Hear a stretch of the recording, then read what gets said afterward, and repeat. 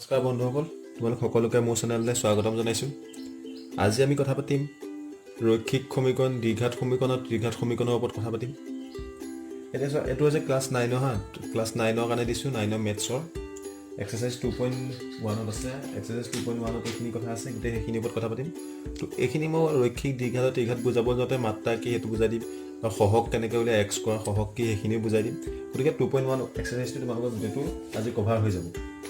এতিয়া আমি প্ৰথমে জানিব লাগিব ৰৈখিক দ্বিঘাত ত্ৰিঘাত জনাৰ আগতে এটা কথা জানিব লাগিব, এটা সমীকৰণৰ মাত্ৰা জানিব লাগিব। মই তোমাক এটা এক্সাম্পল চোৱা, এটা সমীকৰণ দিওঁ, x⁵ মাইনাছ x⁴ প্লাছ 3। এই সমীকৰণটোৰ মাত্ৰা কি? মাত্ৰা মানে হৈছে ইয়াৰ সৰ্বোচ্চ ঘাতটো। সৰ্বোচ্চ ঘাত কি আছে? গোটেই সমীকৰণটোত সৰ্বোচ্চ ঘাত 5 আছে, ইয়াত 4 আছে, 4তকৈ 5টো ডাঙৰ, গতিকে ইয়াৰ মাত্ৰা কি হ'ব? 5। সৰ্বোচ্চ ঘাত 5 কাৰণে ইয়াৰ মাত্ৰা হ'ব 5। মাত্ৰা হ'ব 5। বুজি পালা? সেইটোক কোৱা হয় মাত্ৰা, সৰ্বোচ্চ ঘাতটোক কোৱা হয় মাত্ৰা। আৰু এটা এক্সাম্পল দিছোঁ, দৰকাৰ হ'লে যদি মাত্ৰা ধৰিব পৰা নাই, সৰ্বোচ্চ ঘাত মনত ৰাখিবা, সেইটো হৈছে মাত্ৰা। আৰু এটা এক্সাম্পল লৈ লোৱা, ইয়াত তোমালোকৰ প্ৰশ্ন আছে 2.1ৰ মাত্ৰা উলিওৱা, 4 নম্বৰটো আছে মাত্ৰা উলিওৱা। তাৰ এটা এক্সাম্পল লৈছোঁ, চোৱা 5x³ প্ৰথমটো 5x³ plus 4x² plus 7x দেখিছা? এইটো সমীকৰণ দিছে, সমীকৰণটো মাত্ৰা সুধিছে। চ' এইটোত সৰ্বোচ্চ ঘাত কি আছে? এক্সৰ ওপৰত সৰ্বোচ্চ ঘাত কি আছে? ইয়াত 1 আছে, ইয়াত 2 আছে, ইয়াত 3 আছে, গতিকে আটাইতকৈ ডাঙৰ ঘাতটো 3, গতিকে ইয়াৰ মাত্ৰা কি হ'ব? মাত্ৰা সমান 3। বুজি পালা? সৰ্বোচ্চ ঘাতটোক কোৱা হয় মাত্ৰা। এতিয়া আৰু 4.4ত আৰু আছে 2 নম্বৰত আছে 4 - y², তাত মাত্ৰা হ'ব 2। 3 নম্বৰত আছে 5t - √7, তাত মাত্ৰা হ'ব 1, মাত্ৰ t ওপৰত 1 আছে, একো নাই যেতিয়া 1 আছে, তাৰ মাত্ৰা হ'ব 1। আৰু 4 নম্বৰত অকল 3 আছে, গতিকে তাৰ মাত্ৰা হ'ব 0। সেইকেইটা আছে মাত্ৰা। তাৰপিছত এতিয়া মাত্ৰা জনাৰ পিছত আমি জানিম এতিয়া ৰৈখিক, তাৰপৰা দ্বিঘাত আৰু বহুপদ, সেইকেইটাৰ বিষয়ে জানিম এতিয়া। ৰৈখিক হৈছে, চোৱা পেজ নম্বৰ 33 আছে তোমালোকৰ। ৰৈখিক কাক বোলে? এক মাত্ৰাযুক্ত বহুপদক ৰৈখিক বহুপদ বুলি কয়। যাৰ মাত্ৰা 1, মানে ওপৰত ঘাত সৰ্বোচ্চ ঘাত 1 আছে, তাক কোৱা হয় ৰৈখিক বহুপদ। গতিকে আমি ৰৈখিকৰ যদি উদাহৰণ লওঁ, তাৰ উদাহৰণ হ'ব তোমাৰ 2x - 1। ইয়াৰ xৰ পৰা মাত্ৰ একো নাই, মানে 1 আছে, হ'ল একো নাই যেতিয়া 1 আছে, গতিকে এইটো কি হ'ব? ৰৈখিক। যাৰ মাত্ৰা 1, তাক ৰৈখিক বহুপদ বুলি কোৱা হয়।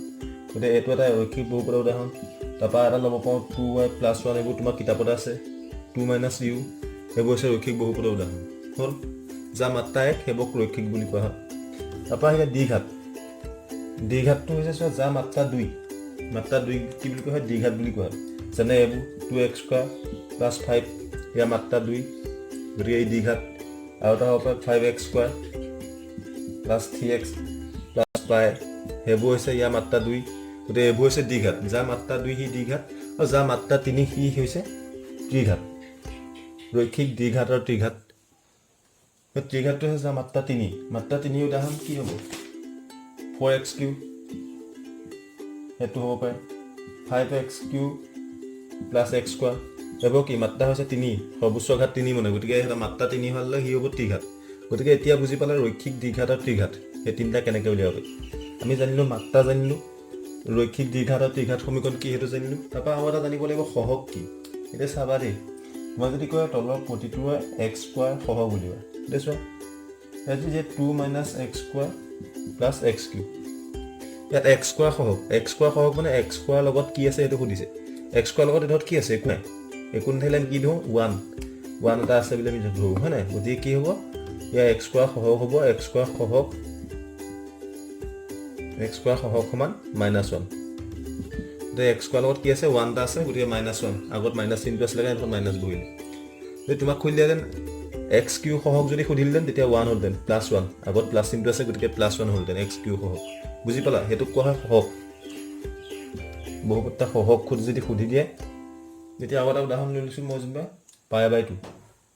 কিতাপত আছে তোমালোকৰ π/2 x² + x। ইয়াত যদি তোমাক সোধে x² সহগ কি? x² লগত কি আছে? π/2 আছে, গতিকে x² সহগ সমান x স্কোৱাৰ সহগ সমান π/2 বুজি পালা সেইটোক কোৱা হয় সহগ মাত্ৰা কোৱা হয় সৰ্বোচ্চ ঘাতটোক আৰু ৰৈখিক হৈছে যাৰ সৰ্বোচ্চ ঘাত মাত্ৰা 1 তাক ৰৈখিক দ্বিঘাত হৈছে যাৰ মাত্ৰা 2 সি হৈছে দ্বিঘাত আৰু ত্ৰিঘাত হৈছে যাৰ মাত্ৰা 3 সি হৈছে ত্ৰিঘাত হ'ল এই তিনিটা কথা আজি আমি নতুনকৈ শিকিলোঁ 2.1 আৰু ইয়াতকৈ বেছি নাহে সেইকেইটা কথা জানিলেই যথেষ্ট 2.1 গতিকে কিবা নোৱাৰা আছে যদি আমাৰ ফেচবুক পেজটোত গৈ পেলাই মোক মেছেজ কৰি দিব পাৰা অলপ কমেণ্ট কৰিবা আৰু আমাৰ ক্লাছ 9 অল আছামৰ এটা গ্ৰুপ আছে তাত হোৱাটছএপ গ্ৰুপ আছে মানে তলৰ ডেছক্ৰিপশ্যন বক্সত মই লিংকটো দি থোৱা আছে তাত ক্লিক কৰি তোমালোকে জইন হৈ ল'ব পাৰা তাত বহুত ইম্পৰ্টেণ্ট কথা ডিছকাছ হৈ থাকে হ'ল তাৰপাছত এতিয়া 5 নম্বৰত আছে 2.1 অনুশীলনী 5 নম্বৰত আছে তোমালোকৰ তলৰ ৰৈখিক দ্বিঘাত আৰু ত্ৰিঘাত বহুপদবোৰ শ্ৰেণী বিভাজন কৰা